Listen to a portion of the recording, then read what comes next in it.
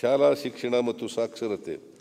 ಶಿಕ್ಷಣವು ವಿಮೋಚನಾ ಶಕ್ತಿಯಾಗಿದೆ ಮತ್ತು ನಮ್ಮ ಕಾಲದಲ್ಲಿ ಜನತಂತ್ರವನ್ನು ಸ್ಥಾಪಿಸುವ ಶಕ್ತಿಯೂ ಆಗಿದೆ.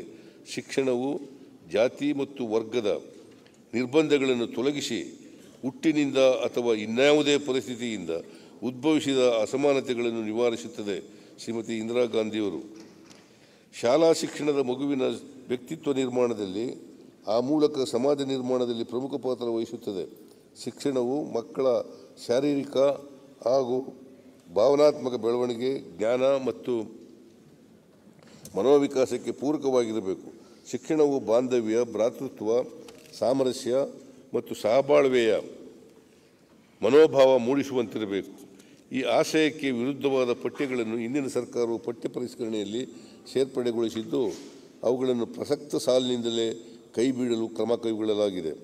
ರಾಜ್ಯದ ಸರ್ಕಾರಿ ಶಾಲಾ ಕಾಲೇಜುಗಳಲ್ಲಿ ಉತ್ತಮ ಸೌಲಭ್ಯಗಳನ್ನು ನೀಡಲು ಶಾಲಾ ಕೊಠಡಿಗಳಿಗೆ 310 ಕೋಟಿ ರುಗಳು ಹಾಗೂ ಪದವಿ ಪೂರ್ವ ಕಾಲೇಜು ಕೊಠಡಿಗಳಿಗೆ 240 ಕೋಟಿ ರು ಸೇರಿದಂತೆ ಒಟ್ಟು 550 ಕೋಟಿ ರುಗಳ ವೆಚ್ಚದಲ್ಲಿ 8,311 ಕೊಠಡಿಗಳ ನಿರ್ಮಾಣ ಕಾಮಗಾರಿಗಳನ್ನು ಶೀಘ್ರದಲ್ಲಿಯೇ ಪೂರ್ಣಗೊಳಿಸಲಾಗುವುದು.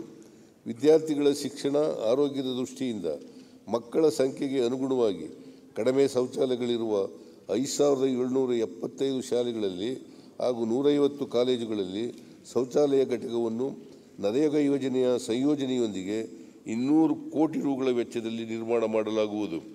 ಹಳೆಯ ಶಾಲಾ ಕಾಲೇಜು ಕಟ್ಟಡಗಳು ಹಾಗೂ ಮಳೆಯಿಂದಾಗಿ ಶಿಥಿಲಗೊಂಡಿರುವ 3,833 ಶಾಲೆಗಳು ಹಾಗೂ 724 ಪದವಿ ಪೂರ್ವ ಕಾಲೇಜುಗಳ ಕೊಠಡಿಗಳನ್ನು 100 ಕೋಟಿ ರುಗಳ ವೆಚ್ಚದಲ್ಲಿ ದುರಸ್ತಿಗೊಳಿಸುವ ಮೂಲಕ ಬಳಕೆಗೆ ಯೋಗ್ಯಗೊಳಿಸಲಾಗುವುದು.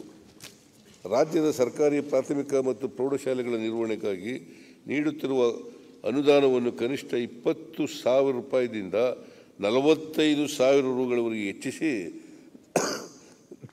47,272 ಶಾಲೆಗಳು ಹಾಗೂ 1,231 ಪದವಿ ಪೂರ್ವ ಕಾಲೇಜುಗಳ ನಿರ್ವಹಣೆಗಾಗಿ ಒಟ್ಟಾರೆಯಾಗಿ 153 ಕೋಟಿ ರು ಅನುದಾನ ಒದಗಿಸಲಾಗುವುದು.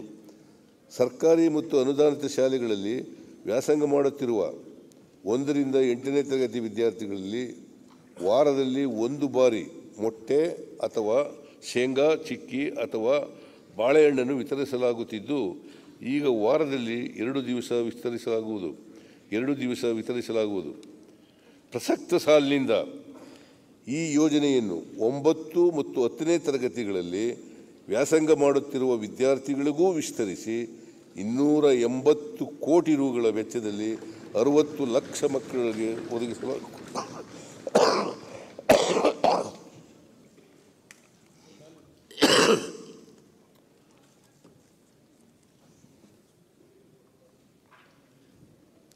ಮಕ್ಕಳಲ್ಲಿ ಉಂಟಾಗಿರುವ ಕಲಿಕಾ ನ್ಯೂನತೆಯನ್ನು ಹೋಗಲಾಡಿಸಲು ಸುಮಾರು 33 ಲಕ್ಷ ವಿದ್ಯಾರ್ಥಿಗಳಿಗೆ 80 ಕೋಟಿ ರುಗಳ ವೆಚ್ಚದಲ್ಲಿ ಕಲಿಕಾ ಬಲವರ್ಧನೆ ಕಾರ್ಯಕ್ರಮವನ್ನು ಹಮ್ಮಿಕೊಳ್ಳಲಾಗುವುದು.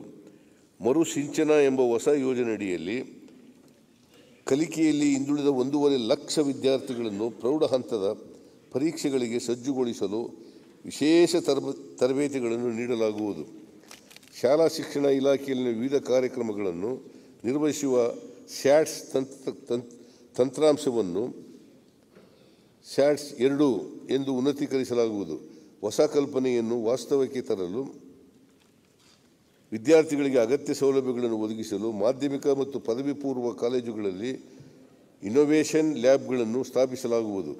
23-24ನೇ ಸಾಲಿನಲ್ಲಿ ರಾಜ್ಯದ ಪ್ರತಿ ಕಂದಾಯ ವಿಭಾಗದಲ್ಲೂ 4 ಪ್ರಯೋಗಾಲಯಗಳನ್ನು 2 ಕೋಟಿ ರುಗಳ ವೆಚ್ಚದಲ್ಲಿ ಸ್ಥಾಪಿಸಲಾಗುವುದು. ಶಿಕ್ಷಣ ಇಲಾಖೆ ಮತ್ತು ಅರಣ್ಯ ಇಲಾಖೆ ಸಹಭಾಗಿತ್ವದಲ್ಲಿ ಸ್ಥಳಾವಕಾಶವುಳ್ಳ ಶಾಲೆಗಳ ಸುತ್ತಮುತ್ತ 1 ವರ್ಷದ ಕಾಲಾವಧಿಯಲ್ಲಿ 50 ಲಕ್ಷ ಸಸಿಗಳನ್ನು ನೆಡುವ ವಿನೂತನ ಸಸ್ಯ ಶ್ಯಾಮಲ ಕಾರ್ಯಕ್ರಮವನ್ನು ಹಮ್ಮಿಕೊಳ್ಳಲಾಗುವುದು. ರಾಜ್ಯದ ಸಾಹಿತಿಗಳ ಹಾಗೂ ಪ್ರಕಾಶಕರ ಬೇಡಿಕೆಗಳಿಗೆ ಸ್ಪಂದಿಸಿ ಸಾರ್ವಜನಿಕ ಗ್ರಂಥಾಲಯಗಳಿಗೆ ಉತ್ತಮ ಪುಸ್ತಕಗಳನ್ನು ಖರೀದಿಸಲು ಪ್ರಸಕ್ತ ಸಾಲಿನಲ್ಲಿ 10 ಕೋಟಿ ರು ಅನುದಾನ ಒದಗಿಸಲಾಗುವುದು.